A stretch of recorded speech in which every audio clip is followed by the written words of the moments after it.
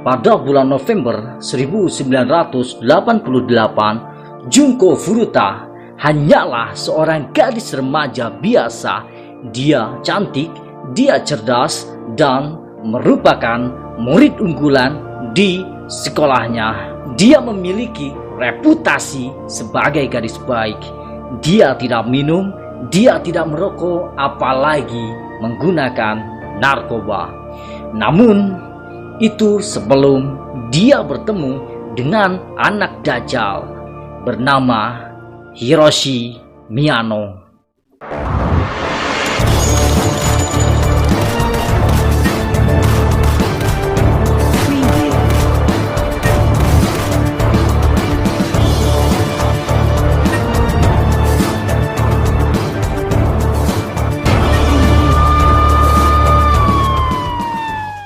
Hello guys, welcome back to the office of Satpam Detective. Bersama saya Kang Beri Gunawan yang akan selalu mengupas dan mengulas sebuah kisah dan kasus dengan tegas dan lugas. Junko Furuta adalah gadis yang sangat cantik dan pintar. Karenanya ia menjadi sangat populer di sekolahnya. Tapi kepopulerannya bagaikan pedang bermata dua. Ternyata pesonanya itu mengantarkannya menjadi korban penculikan, penyiksaan, pemerkosaan, dan pembunuhan oleh remaja lelaki biadab. Junko Furuta, gadis cantik yang malang. Bagaimana kekejaman yang dia alami sebelum kematiannya? Langsung saja kita cek ke kasusnya.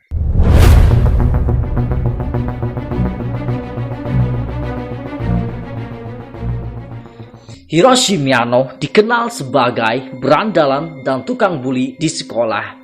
Dia bahkan sering membual tentang hubungannya dengan Yakuza atau mafia Jepang ternama. Menurut teman sekelas mereka, Miyano diketahui sangat menyukai Furuta dan sangat marah ketika gadis cantik itu menolaknya. Miyano merasa harga dirinya sebagai orang yang kenal Yakuza hancur berkeping-keping saat ditolak mentah-mentah oleh Furuta.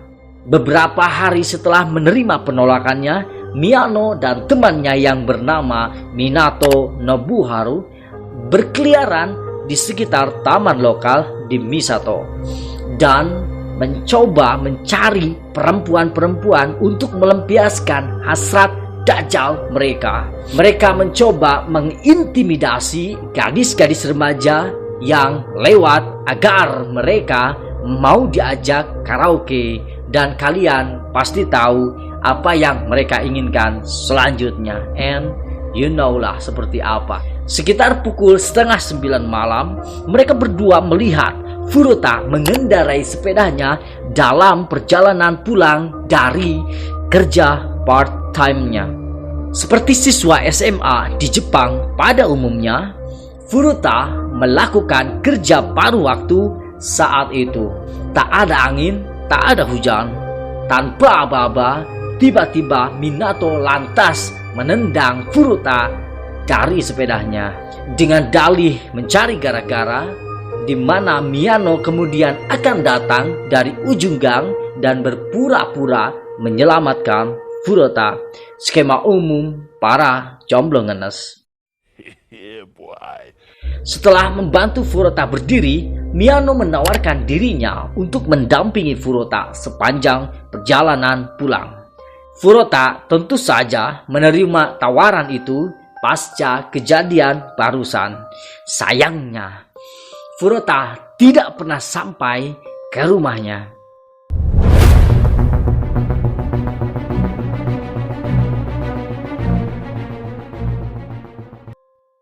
Sebagai gantinya, Miyano malah membawa Furuta ke sebuah gudang yang terbengkalai. Dia kemudian mengancam Furuta bahwa dia akan menghubungi Yakuza yang dia kenal dan akan membunuh seluruh keluarga Furuta apabila dia tidak melakukan apa yang diperintahkannya. Furuta yang takut tentu saja tidak bisa berbuat apa-apa. Hal itu menjadi titik awal di mana Furuta diperkosa oleh Miyano.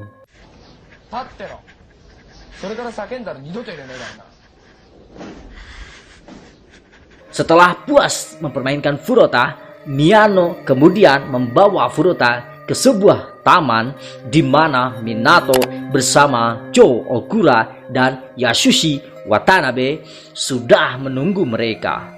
Di sana, anak laki-laki lain memperkosanya dan menyelundupkannya ke rumah orang tua Minato. Meskipun orang tua Junko Furuta menelepon polisi dan melaporkan bahwa putri mereka telah menghilang, gerombolan laki-laki itu memastikan orang tua Furuta tidak akan mencari anaknya. Minato memaksa Furuta untuk menelepon ke rumahnya dan mengatakan bahwa dia baik-baik saja dan ingin melarikan diri untuk tinggal bersama seorang temannya. Di sisi lain, setiap kali orang tua Minato ada di rumah, Furuta dipaksa untuk berpura-pura sebagai pacarnya. Orang tua Minato tentu saja lama-kelamaan mulai curiga atas keberadaan perempuan asing di rumah mereka. Pada akhirnya mereka pun tahu apa yang sebenarnya terjadi. Yap, itu adalah penyekapan. Sayangnya, orang tua Minato pada akhirnya memutuskan untuk tidak melakukan apa-apa. Hal itu karena Minato mengatakan bahwa temannya yang sering ke rumah, yaitu Miyano, memiliki hubungan dengan Yakuza. Hal itu cukup untuk membuat orang tua Minato bersikap diam dan benar-benar menjadi saksi bisu atas kejadian dan kengerian yang terjadi di rumah mereka sendiri.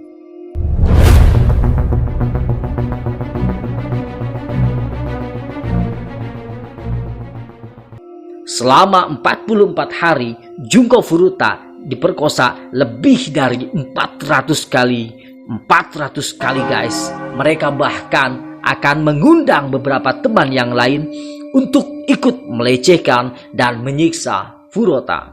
Bertingkah lebih jauh lagi, mereka akan memasukkan jeruji besi, gunting, tusuk sate, kembang api, dan bahkan bola lampu yang menyala ke dalam vagina dan anusnya, menghancurkan anatomi internalnya yang membuatnya tidak bisa membuang air besar dan juga buang air kecil dengan benar karena pendarahan.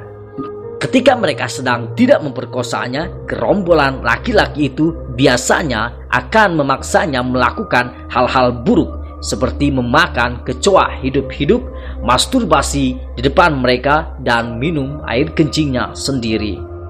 Terkadang kedua tangannya akan digantung di langit-langit dan ia akan dipukuli dengan tongkat golf, tongkat bambu, dan bahkan batang besi. Dengan kata lain, tubuh Furuta ini dijadikan sebuah samsat. Dan yang lebih parahnya lagi, kelopak mata dan alat kelaminnya akan dibakar dengan rokok, korek api, dan lilin yang panas. Sungguh 44 hari yang sangat kejam dan menyakitkan.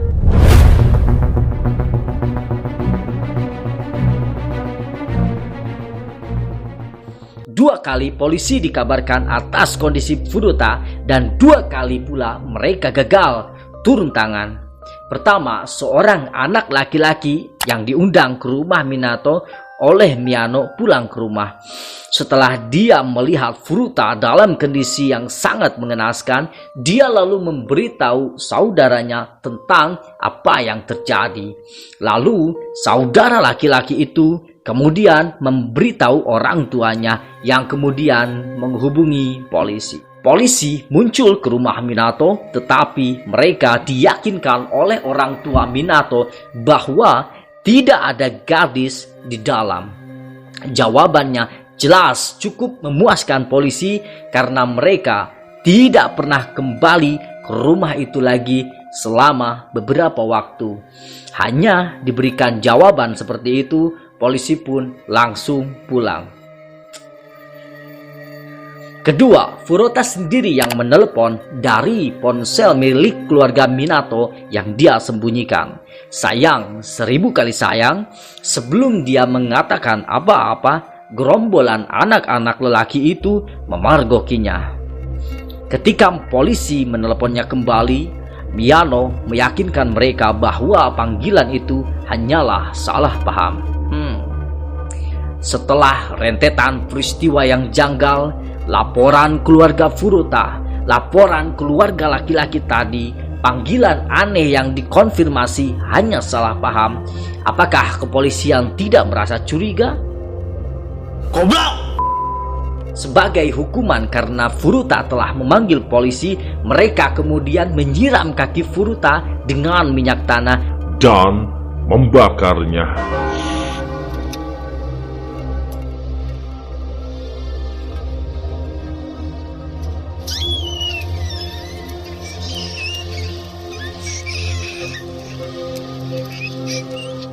Sabar guys, kekejamannya belum berakhir sampai di sini.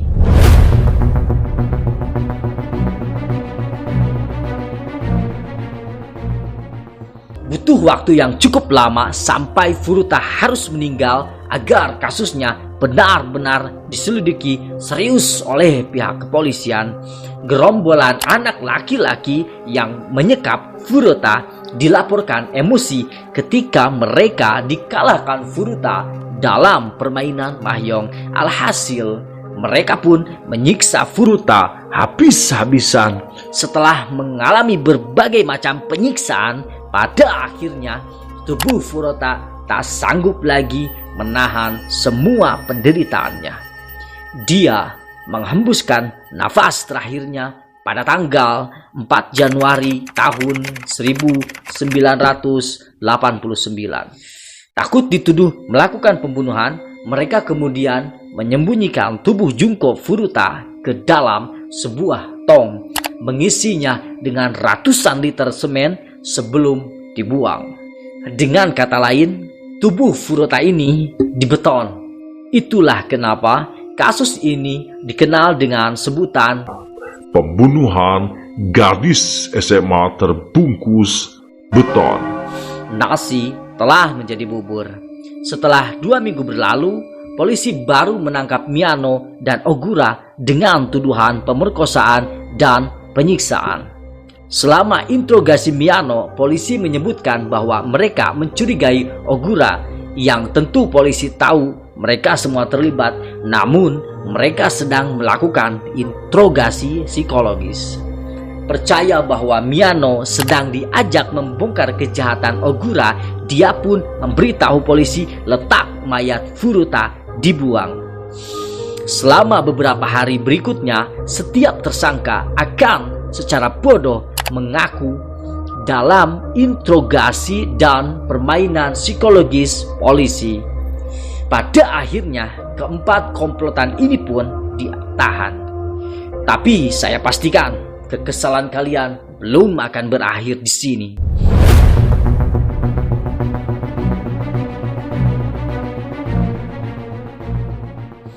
Inilah salah satu yang membuat kasus ini sangat menyedihkan, terlepas dari siksaan mereka yang tak terbayangkan dan di luar nalar terhadap Junko Furuta.